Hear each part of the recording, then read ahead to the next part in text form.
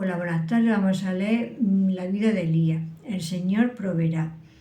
En lo que tenemos ante nosotros para considerar, vamos a ver de qué modo se comportó el profeta en un ambiente y una circunstancia totalmente distinta de la que hasta ahora han ocupado nuestra atención. Hasta aquí hemos visto algo de cómo se desenvolvió en público, su coraje y dignidad espiritual ante Acab, y también cómo obró en privado, su vida en secreto ante Dios junto al arroyo, obediente a la palabra del Señor, esperando pacientemente la orden de partida. Pero aquí el Espíritu nos concede ver cómo se condujo Elías en el hogar de la viuda de Sarepta, revelándonos del modo más bendito la suficiencia de la gracia divina para los siervos y el pueblo de Dios en todas las situaciones en que pueda encontrarse. Cuán a menudo el siervo de Dios, que es inflexible en público y fiel en sus devociones secretas, fracasa lamentablemente en la esfera doméstica, el círculo familiar. No debería ser así, ni fue así con Elías. Lo que acabamos de aludir quizás requiere unas cuantas observaciones que ofrecemos a modo de atenuante y no de explicación. Aquí es debido que el siervo de Dios a menudo salga mucho menos airoso en el hogar que en el púlpito o en la cámara secreta. En primer lugar, al ir a cumplir sus deberes públicos, lo hace resuelto a presentar batalla al enemigo, y cuando regresa a casa lo hace con su energía nerviosa agotada y dispuesto a recuperarla y descansar. Es entonces que las cosas relativamente triviales le irritan y contrarían fácilmente. En segundo lugar, en su ministerio público es consciente de luchar contra los poderes del mal, pero en el círculo familiar está rodeado de aquellos que le aman y no está tan en guardia, sin darse cuenta de que Satanás puede usar a los suyos para tener ventajas sobre él. En tercer lugar, la fidelidad consciente en público puede haber estimulado su vanidad y un aguijón en la carne. El darse cuenta con dolor de su fracaso triste en su hogar puede ser necesario para humillarse. Así y todo, la conducta que deshonra a Dios no tiene más justificación en el ciclo doméstico que en el púlpito. En el capítulo precedente llegamos al punto en que Elías, en respuesta a las órdenes de Jehová, dejó su retiro en Kerit, atravesó el desierto y llegó a las puertas de Sarepta, donde el Señor había mandado secretamente a una viuda que le sustentara. La encontró a la entrada de la ciudad, aunque circunstancias que presentaban una apariencia de lo menos prometedor para la vista carnal. Esta mujer, en vez de dar una bienvenida gozosa al profeta, le habló con tristeza de su inminente muerte y de la de su hijo. Lejos de estar aparejada para cuidar de Elías, le dice que un puñado de harina y un poco de aceite es todo lo que le queda. Qué prueba para la fe, qué irrazonable parecía que el hombre de Dios esperara sustento bajo su techo. No más irrazonable que el hecho de que Noé le fuera ordenado construir un arca antes de que hubiera lluvia, y mucho menos señal alguna de un diluvio, ni menos razonable que el que se pidiera a Israel simplemente andar y andar alrededor de las murallas de Jericó. El sendero de la obediencia puede andarse solo cuando se ejercita la fe. Y Elías le dijo: no hayas temor, ve, haz como has dicho. 1 Reyes 17:13.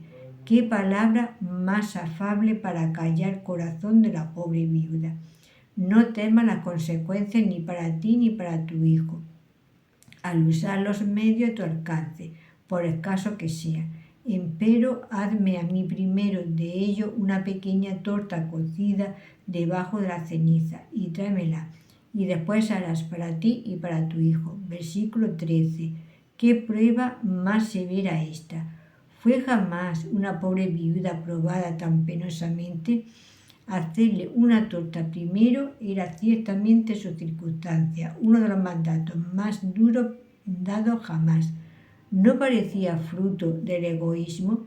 ¿Requerían las leyes de Dios o de los hombres un sacrificio semejante?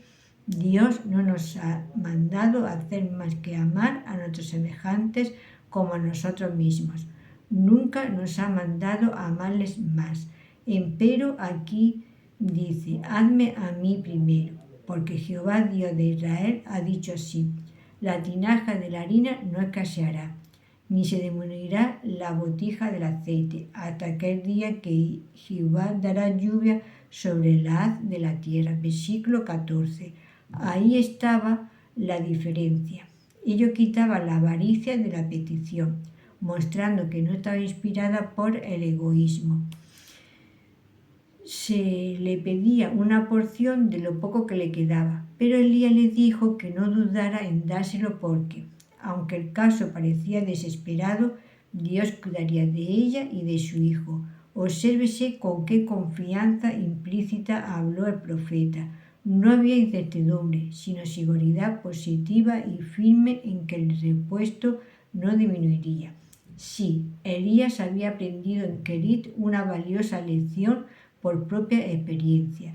Había comprobado la fidelidad de Jehová junto al arroyo y, por lo tanto, estaba calificado para acallar los temores y confortar el corazón de esta pobre viuda. Véase 2 Corintios 1, 3, 4, donde se revela el secreto de todo ministerio eficaz. Obsérvese el título especial conferido aquí a la deidad. La mujer dijo, vive Jehová Dios tuyo, versículo 12, pero ello no era suficiente. Elías declaró, Jehová Dios de Israel ha dicho así, había de hacerse comprender a esta gentil la verdad humillante de que la salud viene de los judíos. Juan 4, 22.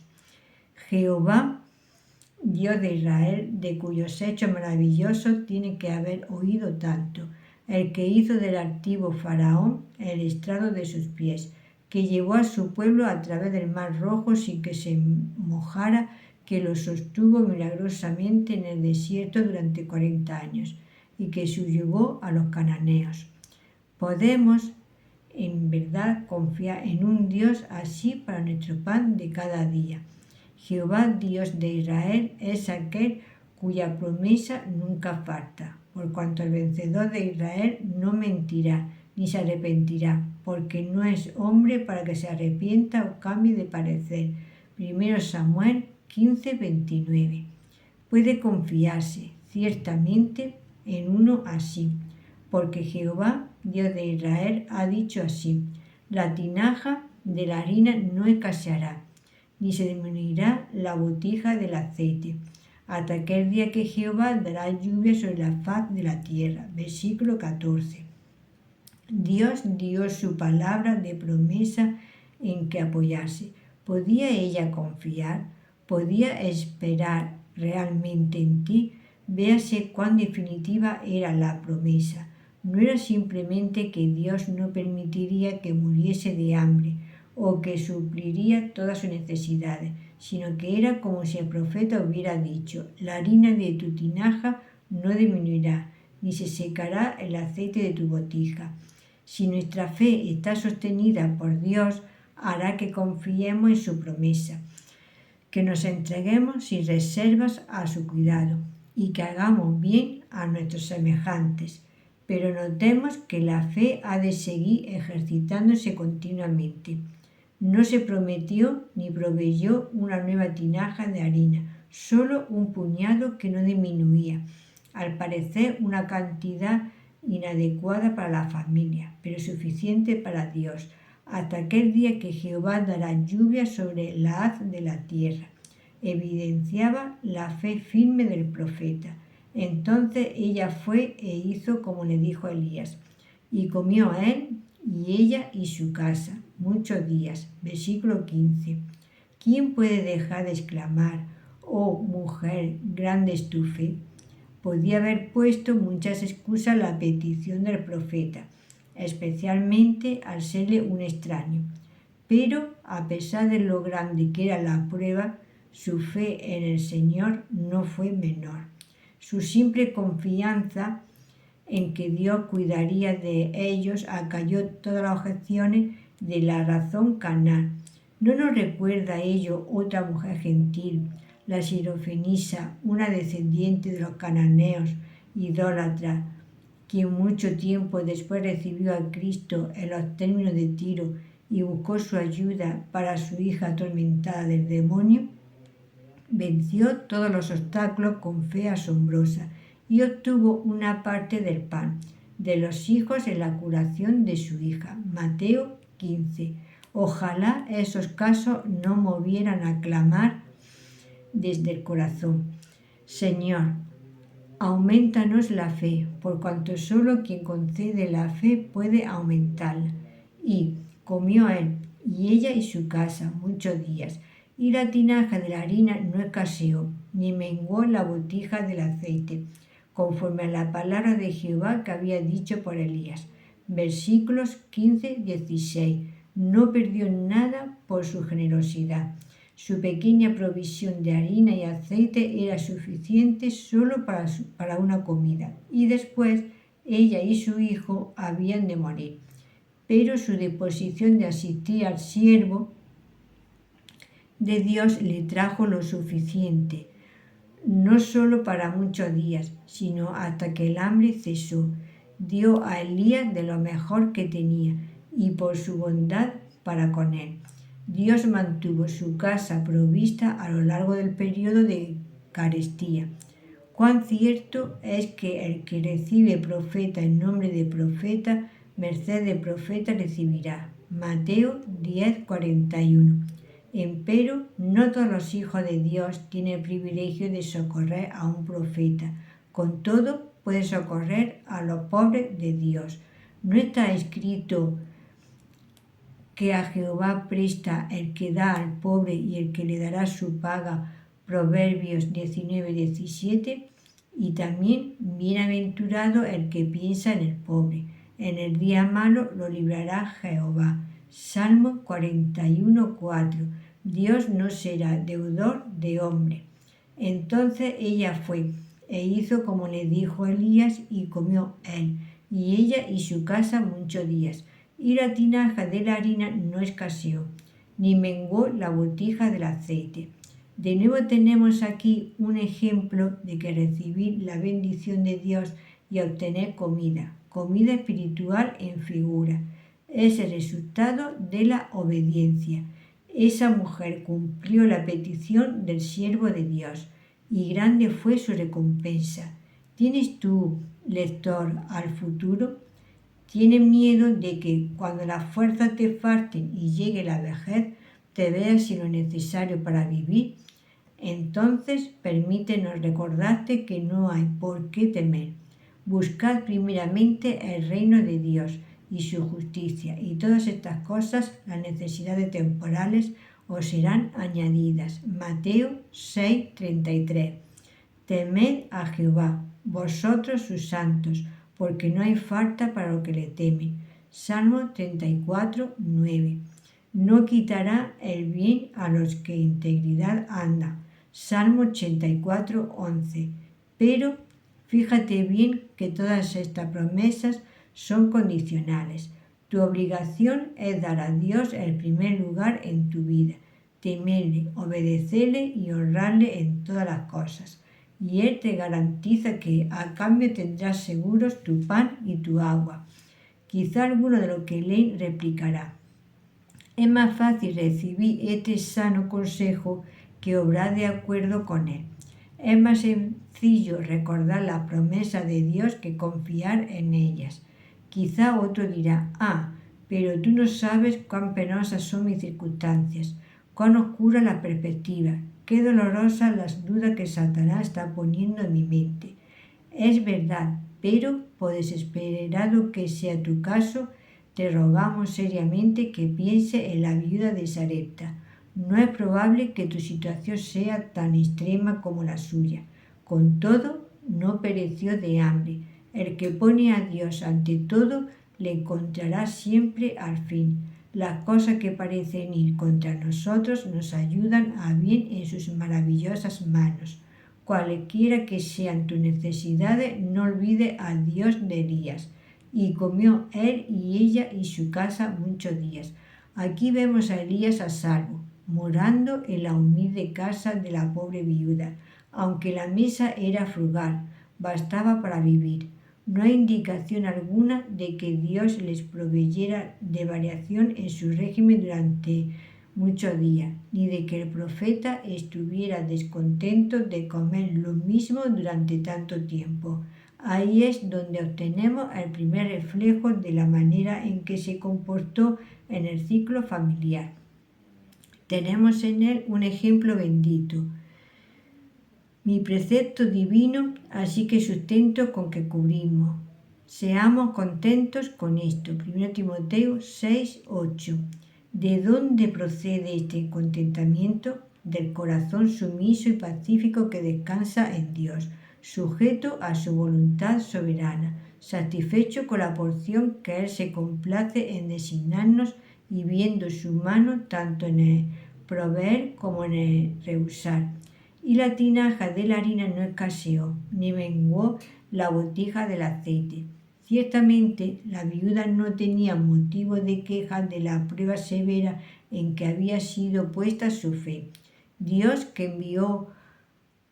envió su siervo a morar con ella, le pagó bien por su manutención, a proveer a su familia de alimento mientras sus vecinos parecían de hambre, y al concederle la compañía y la instrucción de su siervo. ¿Quién sabe la bendición que reporta su alma, la conversación edificante de Elías y la eficacia de sus oraciones? Tenía una disposición humana y generosa, pronta a remediar la miseria de otros y a socorrer las necesidades de los siervos de Dios, y su liberalidad le fue restituida 100 veces. Dios muestra misericordia al misericordioso, porque Dios no es injusto para olvidar vuestra obra y el trabajo de amor que habéis mostrado a su nombre, habiendo asistido y asistiendo aún a los santos. Hebreos 6:10. Y la tinaja de la harina no escaseó ni menguó la botija del aceite. Tratemos de mirar más arriba. No sea que nos perdamos el hermoso tipo que aquí se encuentra. La harina es, en verdad, una figura de Cristo escogida divinamente. El grano de trigo que murió, Juan 12:24, molido entre las ruedas del juicio de Dios a fin de ser pan de vida para nosotros. Esto se ve claramente en los primeros capítulos de Levítico, donde tenemos las 5 grandes ofrendas establecidas para Israel, las cuales representan la persona y la obra del Redentor. La ofrenda de flor de harina, Levítico 2, representa las perfecciones de su humanidad.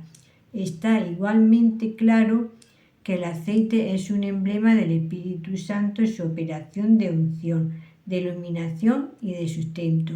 Buscar en la Escritura la referencia simbólica al aceite es uno de los métodos de estudio más benditos, de la manera que la familia de Sarepta se sostenía, no con harina sola o con aceite, sino con las dos cosas en conjunción. Asimismo, el creyente se sostiene espiritualmente de Cristo y del Espíritu Santo. No podríamos alimentarnos de Cristo, es más, nunca sentiríamos necesidad de hacerlo, si no fuera por la influencia de gracia del Espíritu de Dios. El uno es tan indispensable para nosotros como el otro. Cristo por nosotros, el Espíritu en nosotros. El uno defendiendo nuestra causa en lo alto, el otro ministrándonos aquí abajo. El Espíritu está para dar testimonio de Cristo. Juan 15:26. Es más, para glorificarle. Juan 16:14. Y es por ello que añadió el Salvador. Él tomará de lo mío y os lo hará saber. ¿No es esta la razón que la harina por 3 veces se mencione primero en el símbolo? Tampoco es este el único pasaje en el que vemos los dos tipos combinados. En las hermosas prefiguraciones del Antiguo Testamento. Leemos una y otra vez acerca del aceite usado junto con la sangre. Éxodo 29, 21, Levítico 14, 14. Y la tinaja de la harina no escaseó ni menguó la botija del aceite. Había un aumento constante de las reservas de ambos según la poderosa virtud de Dios obrando un continuo milagro. No hay un paralelo estrecho entre esto y la multiplicación sobrenatural por el Salvador de los 5 panes de cebada y los 2 pececillos, mientras los discípulos repartían, a la multitud los comía. Mateo 14, 19, 20. Pero de nuevo pasemos la vista del tipo del antitipo. La comida siguió sin disminuir, la provisión intacta y la harina señalada a Cristo, el alimentador de nuestras almas. La provisión que Dios ha hecho para sus hijos en el Señor Jesús permanece a través de los siglos. Podemos ir a Él una y otra vez y, aunque recibamos de Él gracia por gracia, su plenitud, Juan 1,16, permanece igual ayer y hoy y por los siglos. Ni menguó la botija del aceite prefiguraba la gran verdad de que el Espíritu Santo está con nosotros hasta el fin de nuestro peregrinaje. Efesios 4:30. Pero señalemos de nuevo que Dios no dio una nueva tinaja de harina y una nueva botija de aceite a la familia de Sarepta, ni llenó las viejas hasta el borde. Hay en esto otra importante lección para nosotros. Dios les dio lo suficiente para su uso diario, pero no provisión para un año entero, ni siquiera para una semana por adelantado. De la misma manera, no podemos acumular gracia para usarla en el futuro. Tenemos que ir constantemente a Cristo en busca de nueva provisión. A los israelitas les estaba expresamente prohibido guardar el maná. Tenían que salir a recogerlo nuevo cada mañana. No podemos procurar para nuestra alma en el día del Señor suficiente sustento para toda la semana, sino que debemos alimentarnos por la palabra de Dios cada mañana. Así también, aunque hayamos sido regenerados por el Espíritu de una vez y para siempre, con todo, Él renueva nuestro hombre interior de día en día. 2 Corintios 4:16. Conforme a la palabra de Jehová que había dicho por Elías, versículo 16. Esto ilustraba y demostraba un principio vital. Ninguna palabra suya caerá en tierra, sino que todas las cosas que habló Dios por boca de sus santos profetas que han sido desde el siglo, Hechos 3:21, se cumplirán verdaderamente. Ello es solemne y bendito. Solemne por cuanto las amenazas de la Sagrada Escritura no son en vano, sino los avisos fieles del que no puede mentir, así como la declaración de Elías. No habrá lluvia ni rocío en estos años, sino por mi palabra. Versículo 1. Se cumplió al pie de la letra. Así también el Altísimo cumplirá todos los juicios que ha anunciado contra el impío. Bendito por cuanto, así como la harina y el aceite, no le faltaron a la viuda según su palabra dicha por Elías. Así también todas las promesas hechas a sus santos tendrán perfecto cumplimiento. La veracidad intachable, la fidelidad inmutable y el poder absoluto de Dios en el cumplimiento de su palabra son los fundamentos sólidos en los cuales puede descansar con seguridad la fe. Si te ha gustado, le puedes dar a la campanita y un like y sígueme. Y también podéis seguir en TikTok como Las Cosas de Abby. Y mi nombre es María Virtud de Berenguer Segura.